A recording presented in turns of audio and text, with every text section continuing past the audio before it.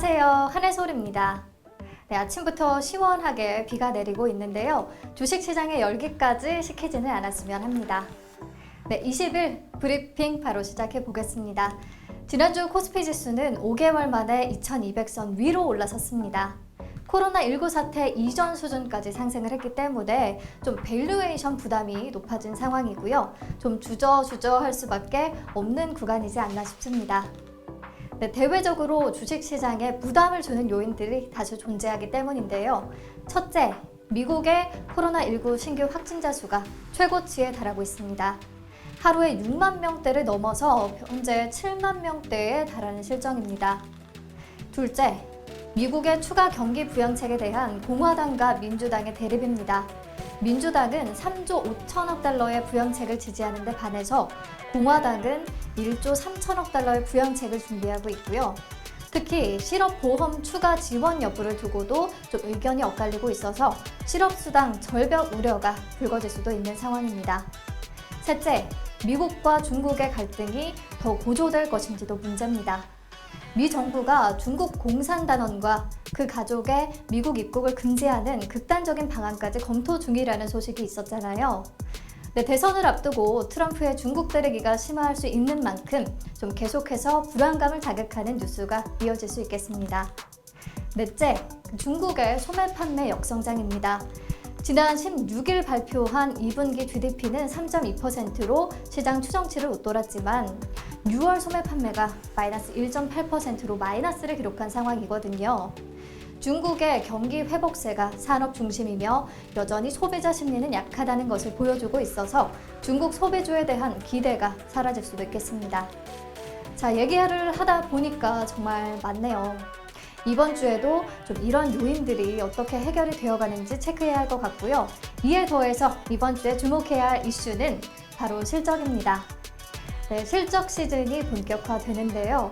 21일에 포스코와 KB금융이, 그리고 22일에는 SO일과 LG이노텍이, 23일에는 SK하이닉스와 LG전자, 삼성SDI, 현대차, 기아차, 네이버, SK텔레콤이, 그리고 24일에는 현대모비스가 이렇게 굵직굵직한 기업들의 실적 발표가 되고 예정이 돼 있는데요.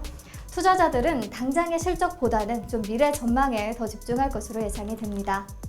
특히 미국 대형 IT 기업들의 실적도 발표가 되거든요. 23일에 마이크로소프트와 테슬라, 24일에는 아마존과 인텔이 실적을 발표합니다. 최근에 가격 부담에 좀 기술주들이 급락하기도 했는데 이 시점에서 실적이 호조를 보이면 추가 강세 이어갈 수 있겠고요. 이들의 주가가 또 한국 증시의 언택트 관련주에 큰 영향을 주기 때문에 잘 확인해서 체크해 봐야 할 것 같습니다. 네, 현재 시각 오후 1시 20분 지나고 있는데요. 외국인 기관 쌍끌이 매도에 국내 증시 약세를 보이고 있습니다. 몇 가지 테마 관련 종목만 강세를 보이고 있는데요. 관련 내용 살펴보도록 하겠습니다.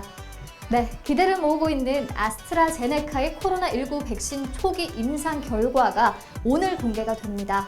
옥스퍼드 대학 연구진과 유전자 제조합 백신을 공동 개발하고 있는데요.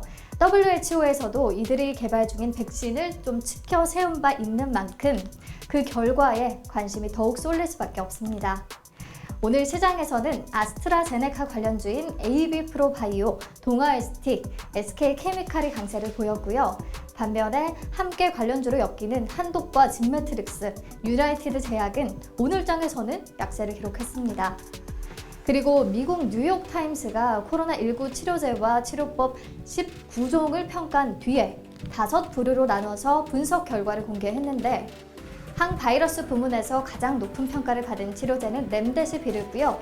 증상치료 부문에서는 덱사메타손이 유망한 치료제로 꼽혔습니다. 이에 덱사메타손 관련주로 꼽히는 신풍제약, 신일제약, 구강약품, 대원제약, 일제히 강세입니다. 네, 우리나라 치료제 관련해서도 업데이트된 소식이 있는데요.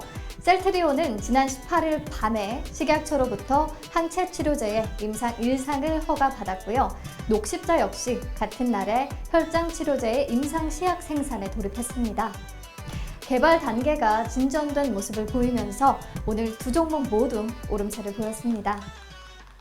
네, 그리고 CJN이 2분기 최대 실적 기대감과 코로나19 확산세로 인해서 오늘 장중에 52주 신고가를 갈아치우며 코스닥 시장에서 시총 1위 자리를 꿰찼습니다. 시총 2위요. 네, 인천에서 시작된 수돗물 유충 신고가 서울과 파주까지 번지고 있습니다. 오늘도 물 정화 관련주 장초반 급등세를 보였는데요. 뉴보텍과 웰크론 한텍, 와토스 코리아, 한도크린텍, 시노펙스, 엠바이오니아 동반 상승했고요. 삼다수를 생산하는 광동제약도 함께 올랐습니다. 네, 특징주는 여기까지 짚어보고요. 이제 키워드 만나보도록 하겠습니다.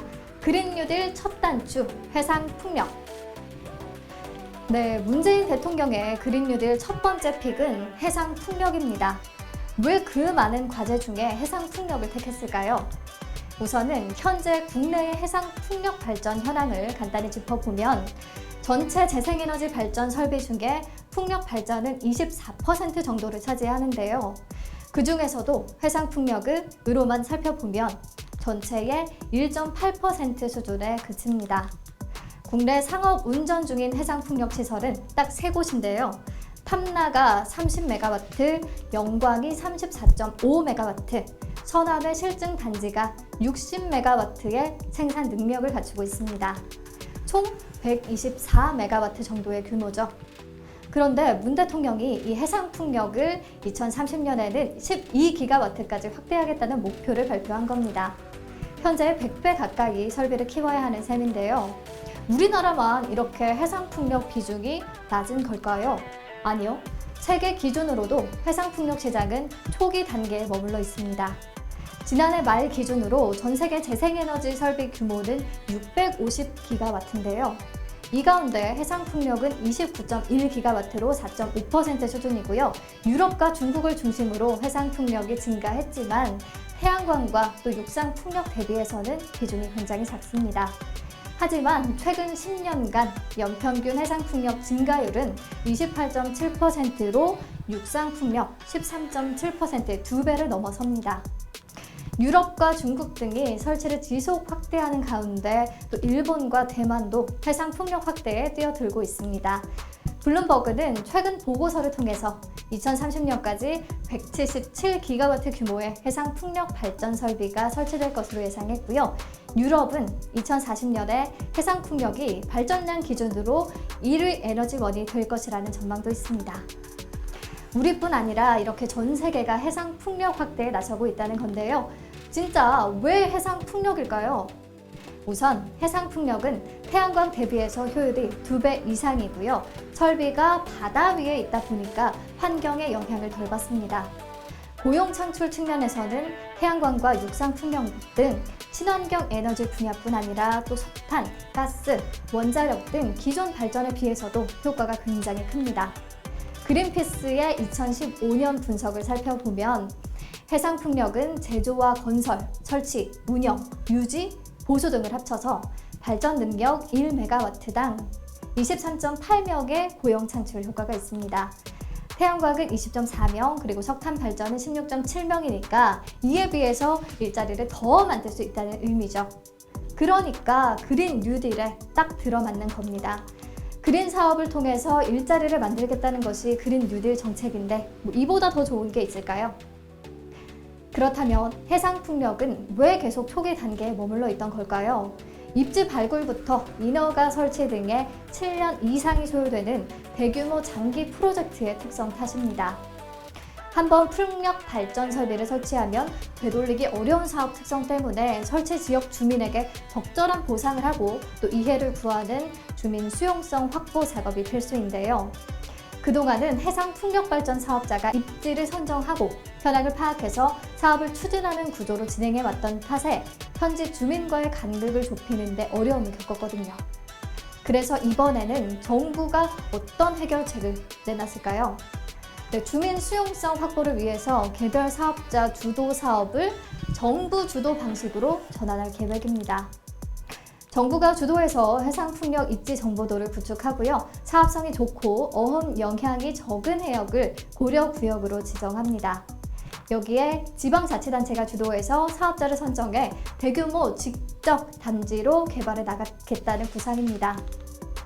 인허가 체계를 합리화해서 사업 속도를 높이고요. 주민 수용성과 환경성까지 강화할 계획인데요. 해상 풍력에 맞게 어선수와 또 공유 수명 관리 지역, 거리 가중치 등을 고려해서 지원금을 배분하고요. 주민이 지분을 보태고 발전 수익에 따른 이익을 공유하는 주민 참여형 프로젝트도 추진합니다. 정부의 이런 움직임에 가장 먼저 화답한 기업이 있습니다. 바로 두산중공업인데요. 해상풍력 분야의 대표 기업으로서 그린 뉴딜에 적극 동참하고 국내 해상풍력 산업 생태계 활성화에 기여하겠다고 밝히면서 5년 후에는 해상풍력 사업 매출을 연 1조 원 이상으로 키우겠다는 포부도 내비쳤습니다. 두산중공업은 2005년부터 풍력 기술을 개발해서 지금은 자체 기술과 실적을 가진 국내 유일의 해상풍력 발전기 제조사로 남아 있습니다. 제주도와 서해 등 전국 총 79기, 약 240MW 규모의 풍력 발전기 공급 실적이 있고요. 앞에서 얘기한 서남권 해상풍력 실증단지와 제주 탐라 해상풍력 등 96MW에 달하는 국내 해상풍력 발전기는 모두 두산중공업의 제품입니다. 국내 최초로 3MW급 해상풍력 발전기를 개발해서 국제 인증을 받았고요. 작년에는 5.5MW급 해상풍력 발전 시스템의 국제 기술 인증을 받기도 했습니다. 특히 바람 세기가 약한 우리나라의 환경에 맞는 모델을 갖고 있는 것이 강점입니다. 이에 오늘 두산중공업 시장에 관심을 받았는데요. 올해 들어 경영위기로 채권단에서 3조 6천억 원을 지원받기도 했는데 그린 뉴딜의 힘을 받아서 분위기 반전에 성공할 수 있을지 지켜봐야겠습니다. 오늘 두산중공업과 함께 풍력 발전 관련주인 동국산업, 태움, KPF, CS윈드, 동국SNC 등 함께 주목을 받았습니다. 네, 브리핑 여기서 마무리하도록 하겠습니다. 내일 다시 만나요.